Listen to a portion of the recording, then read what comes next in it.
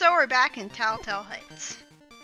It's pretty convenient that you get a teleportation item that you can carry around with you wherever you go, and it warps you straight to Crazy Tracy's house. So anytime you run out of secret medicine, you can just warp there and get more. Still sucks that you can only teleport to one place though. And here's another photo that I had trouble activating. Because like I went here like once or twice and he didn't show up.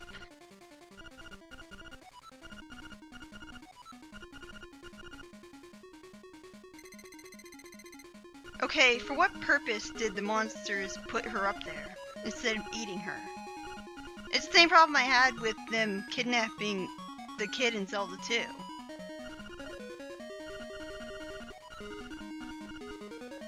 It's like they had no reason to actually kidnap her. Oh, that's a shame.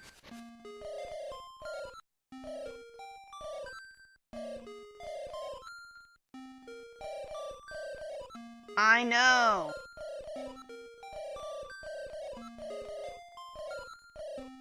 Yeah, I don't know why. Like, I guess the musical instruments have a magical spell on them, and only they can wake up the windfish. So just singing the song doesn't work. Marin wanted to wake up the windfish so that she could become a seagull and fly away from the island and start singing for everyone. But you know, well, first off, seagulls don't sound very good when they're singing. I don't know, I haven't really heard seagulls all that much. I mean, the closest I've come to hearing seagulls is Wind Waker. I have no idea why Marin would want to be a seagull, because sure, she can fly, but she doesn't really sound good singing as a seagull. And you know, there are advantages to being a human and not a seagull. Opposable thumbs. She wouldn't really be able to do anything that she did before. Like that crane game she enjoyed so much, she wouldn't be able to play it anymore. So it doesn't really make sense that she wants to become a seagull and fly away. Because it sounds all poetic and stuff, but you can't really do anything as a seagull.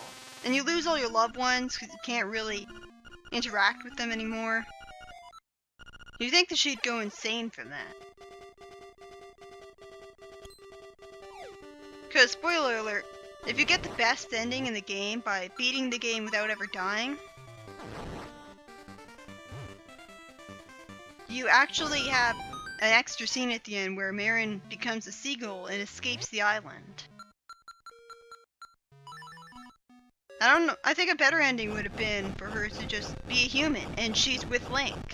But instead she becomes an animal that can't talk or really do anything.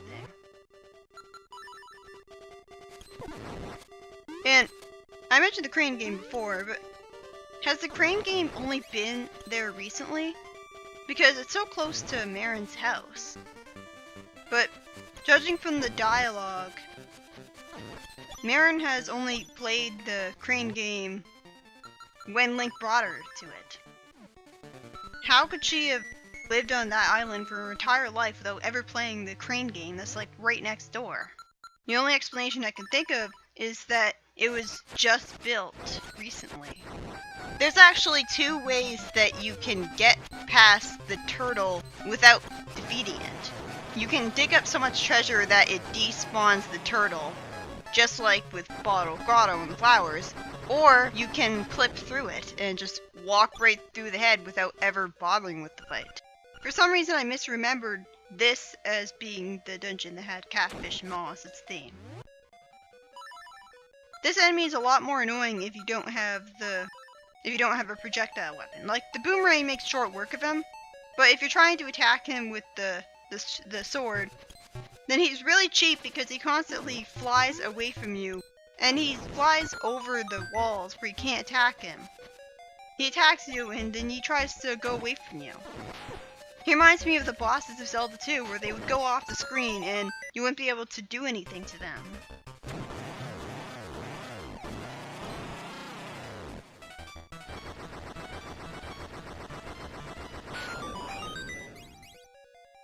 this dungeon is all about two things. One, this puzzle where you control it with the control pad, and you have to make it so that all of the pits are filled in.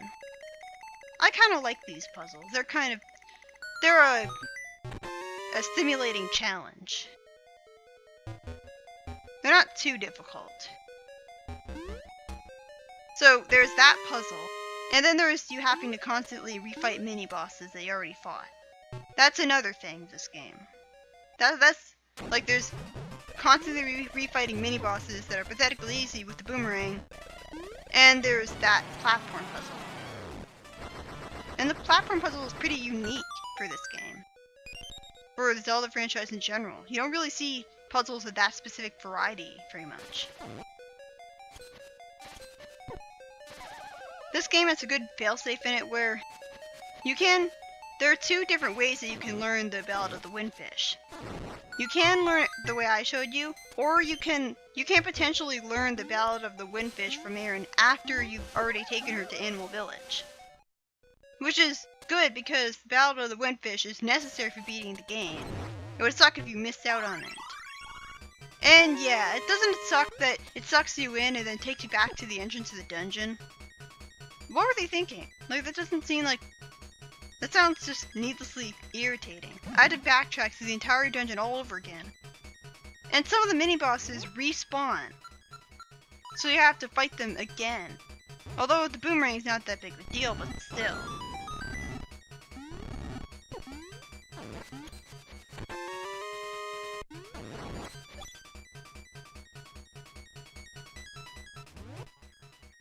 A while ago, you had a monkey that built you a bridge if you give it bananas. And it's sort of... Oh, this is one of the most annoying platforming sections in the game. Look at how awkward this is. Now, if you jumped exactly like Mario, then it'd be fine.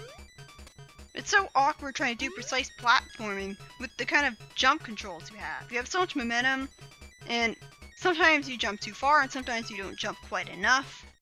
And do they really have to have fireballs constantly jumping upwards?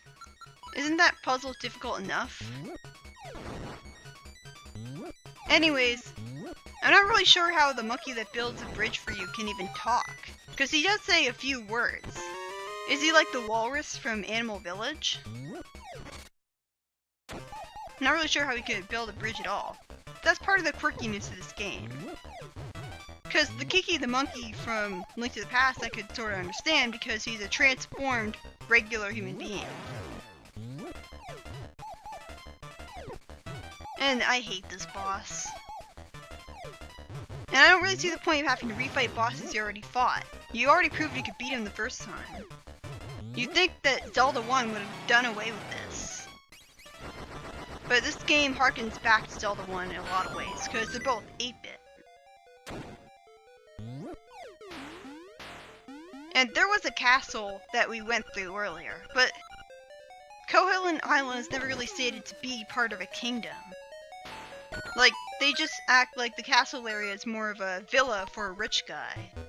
No one in either village talks about there being royalty, so why does Richard have a castle to himself? He's clearly not the king because he doesn't have a crown, and he doesn't call himself the king. He's just this rich guy who was kicked out of his castle by brainwashed servants. Kind of tricky puzzle there. So once again, we have a Zelda game where the soldiers that you're killing are brainwashed human beings. But unlike in A Link to the Past, there's no indication that those brainwashed human beings are brought back to life at the end of the game. That's needlessly dark. Richard is pretty impatient. Like, he complained that you didn't get his gold feathers yet when you just left his house. Like, when you were getting that picture taken right in front of the castle, he comes up to you and complains that you haven't gotten his pictures yet. His feathers yet.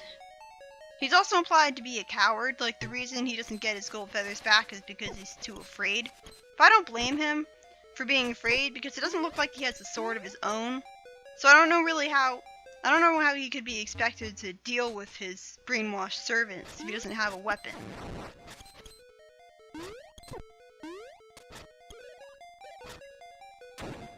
Like, Richard's kind of an annoying character. Like, he's a typical rich guy. Cause he orders you around and he just tells you what to do. I guess it's implied that the reason his servants were brainwashed is because of the nightmares. I'm not really sure what the nightmares could gain from doing that, though. It's just evil for the sake of evil. And I feel like that's patronizing, when villains don't actually have a real motivation for doing what they do.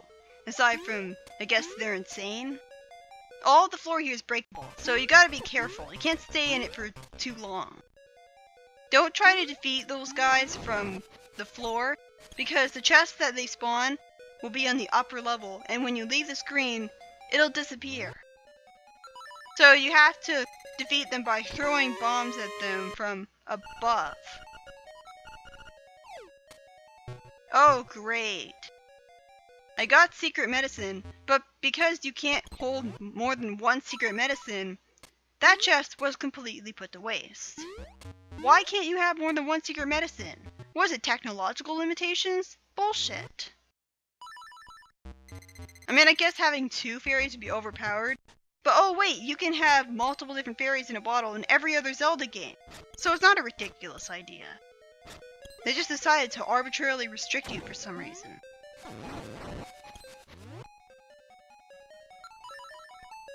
But yeah, I guess Koholint Island is not a dukedom, but something lower than that. Like, maybe there isn't... But no, there can't be an actual kingdom out there, because, again, it's implied that Koholint Island is all there is to the world. And there's nothing beyond that. And I still hate dark rooms. It's hard to tell, it's hard to see the pits and avoid falling into them when it's dark.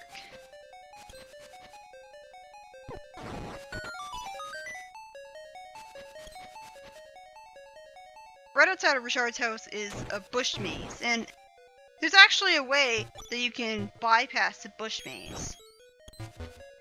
Or rather, there's 2 different ways, one of which is more obscure. You can bypass the bush maze entirely by you initiate a screen transition while you're falling into a hole. And if you do it exactly right, that causes Link to land on the top of the screen where the slime key is.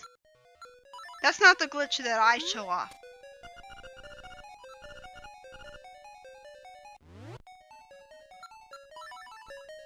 This is probably the only way that you get the idea to shoot an arrow into the statue. Because he really does look like he's just a part of the background and not really something that you should be able to interact with. He doesn't stand out nearly as much as the green Amo statue that... Remember that statue you shot an arrow into the eye of in the Palace of Darkness? He doesn't really stand out nearly as much as that statue. So the only way I got the idea to shoot an arrow into it is because, well, 1, I was following a guide, and 2, that owl statue was there to tell me. And it's kind of lazy how you shoot, in A Link to the Past, you shoot an arrow into something, and the arrow stays there for a brief moment before disappearing. In this game, the arrow just immediately disappears. I'm not really one to nitpick about graphics, but it is a little bit off-putting that you shoot an arrow into that statue and it just disappears. Also, this warp hole is pretty useless, because once you're done with the dungeon, you're done with the dungeon. You're not really gonna... You're gonna do the dungeon all in one go, so you're not really gonna have a reason to use that warp hole. Also, something I haven't mentioned yet about the warp holes is that, apparently, you activate them just by being on the screen that they're on. You don't have to go into them to activate them. Well, how was I supposed to know that? I mean, it's convenient, but it's not exactly intuitive. So yeah, you have to throw the bombs from above the Dodongos to defeat them and get the chest. And you don't want to initiate a screen transition by accident there, because then you'll have to redo the entire mini-boss all over again. It's a lot more annoying trying to defeat them this way. Thankfully, you don't have to be standing directly to the north of exactly the center of its mouth. You are allowed a little leeway here and there. There's a lot of backtracking you have to do in this dungeon. You constantly have to go back to this one room. It is a pretty creative puzzle though. Like, you have to create a path multiple different ways to get to multiple different areas.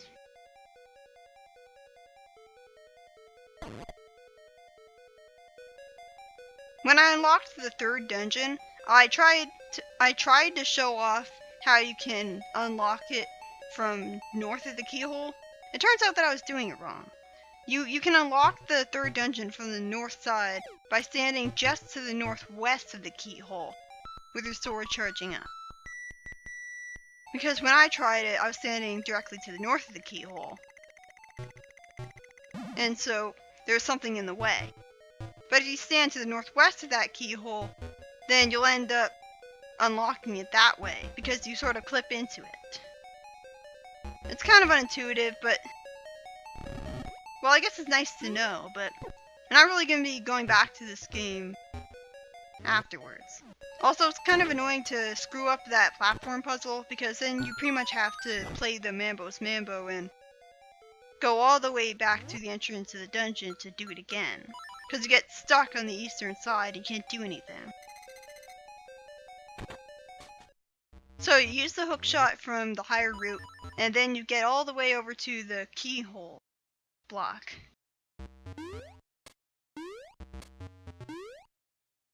This is kind of a tricky platforming section. Although this isn't. This is pretty simple. Key Cavern is actually shaped like a key. A lot of the dungeons in this game have shapes that correspond to their names.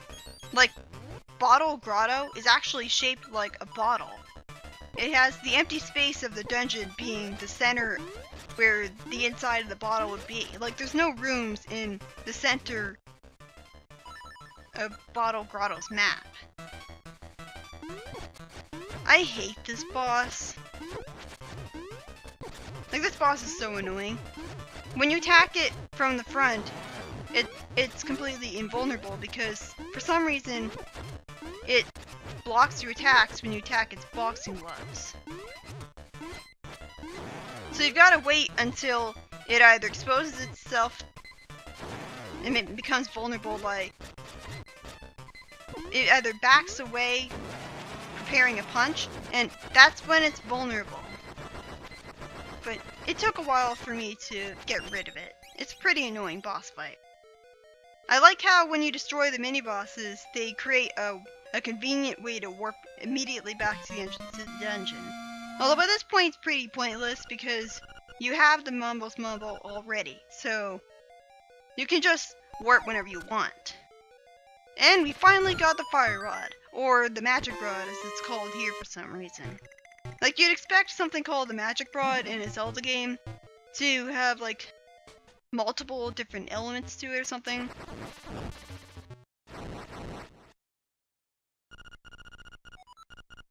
Oh, great! More text. I mean, really?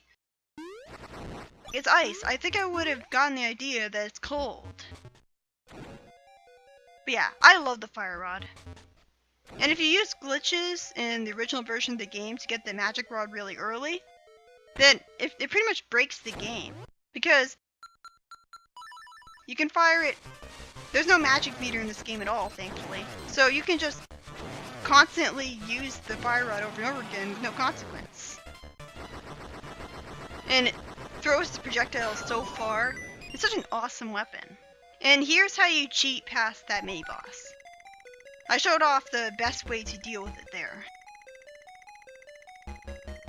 This puzzle is kind of tricky if you don't know how to approach it. Like, I failed it once, but I appreciate puzzles like that. I don't know, just something about it. It thrills me, I guess. And you can actually burn cuckoos using the magic rod. Like, you can burn them with the magic rod, and they actually disappear after that. I mean, I guess they respawn the next time you go back to the village. But yeah, it's pretty dark that you can actually kill chickens with the fire rod. Although I forgot to show it off, so...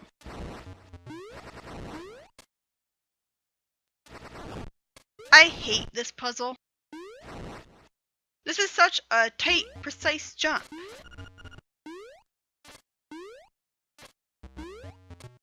Look at how many tries this took. And that's not even the end of it. You can't destroy that leftmost ice block because you need to jump on top of it to get up to the ladder.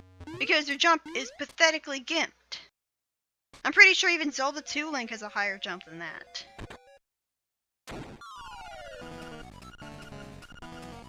And here's one of the easiest bosses in the game. You have a fire boss, alright? And it jumps out of lava. And you kill it with the fire rod? Well, that's creative. I mean, wouldn't it be, like, resistant to heat? Yeah, and I gotta sympathize with the nightmares there. Link really has no justification in making the island disappear just for his selfish desire to get off the island. I mean, if he has like a romantic attachment to Marin, who lives here, then there's really no reason why he would want to go out of this island in the first place. Why is he so dedicated to waking the windfish? I can understand destroying all the nightmares, but why does he have to wake the windfish and make the island disappear? There's no real reason for it. What's so great about him coming home? I don't think the guide ever told me to go to this cave, so here it is. Here's an anticlimactic ending to this video. And in the next part, we'll be going through the final dungeon of the game. Prepare yourself for the hardest dungeon in all of Zelda history.